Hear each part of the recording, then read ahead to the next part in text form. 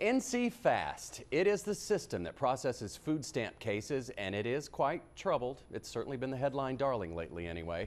The federal government threatened to yank funding because of a case backlog, and just yesterday, the Department of Health and Human Services announced the program director's resignation.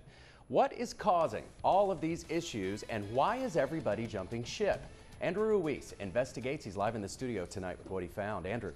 Jeff, at one point, the backlog affected 39,000 households in our state. One of the worst offenders was here in the east. Pitt County had more than 1,000 untimely pending applications. This was such a big problem that the USDA stepped in and required DHHS to clear the backlog. So now we're investigating to see what went wrong.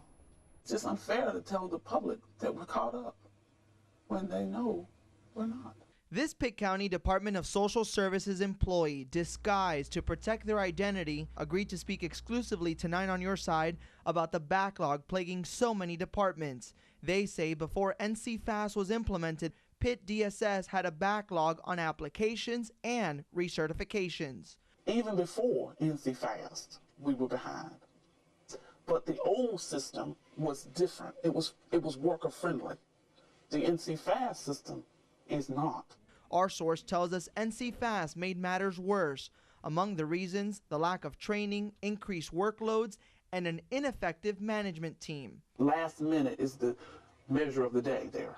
In November, Pitt County commissioners called DSS leadership into question. Commissioner Glenn Webb heard employees were kept under close watch. His sources say management limited the number of bathroom breaks employees could take and required them to meet a quota. Our source addressed those claims. The minimum amount was 8.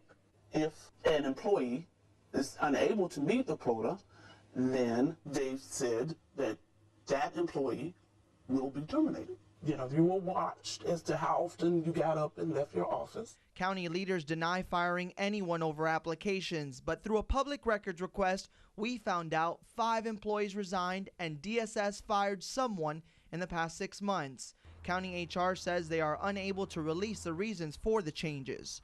NC Fast is a new system, and it's different, and some people are just not capable of being able to work in that system. Our source says DSS blamed employees for the backlog, but an investigation into Accenture, the company charged with implementing the NC Fast software, reveals in New York a $37.5 million contract for work that took 8 years to see results and ended with cost exceeding 300% of the original cost. There was no formal action.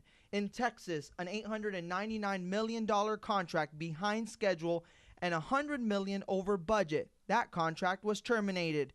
And in Colorado, a $39.6 million contract with work behind schedule, and the state said the company breached the contract. Accenture says bringing this to light is unbalanced and unfair. The company says these projects represent around 3% or less of its work for governments. The company requested we speak to industry experts about its track record. So we did.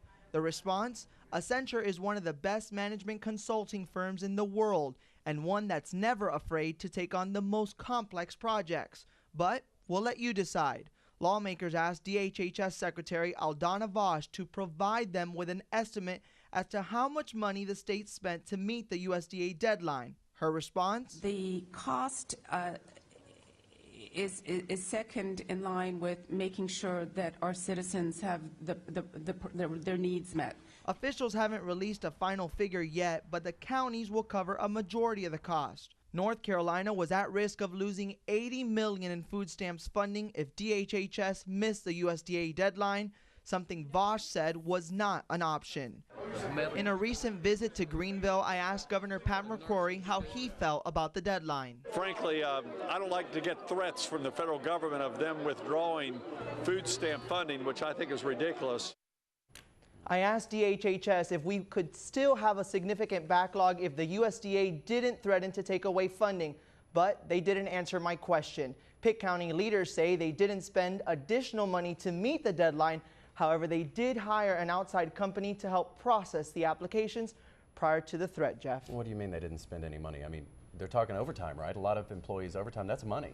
Yeah, and they say that at this time, they're not going to be able to give that comp time. Those employees are getting comp time, Okay. but in the near future, they're not going to be getting those comp time hours. So far, they haven't spent anything. They will say. eventually get them, though. So that money will be spent at some point, just not in the near future? Well, there's the potential. The PIO told me that if someone decided to leave, they might have to pay those out, or they will have to pay those out. I also find it very interesting that Aldana Vosh did not deal with that cost question. You notice? She just pushed it off at second in line. And She said that it was at least below $80 million, which would have been the funding that we would have gotten taken away from the USDA. Fascinating. Well, you're going to have to stay on this one. I will definitely stay on it, and of course, update the viewers if there's anything that comes about it. Andrew Ruiz, live in the studio tonight. Thank you, Andrew.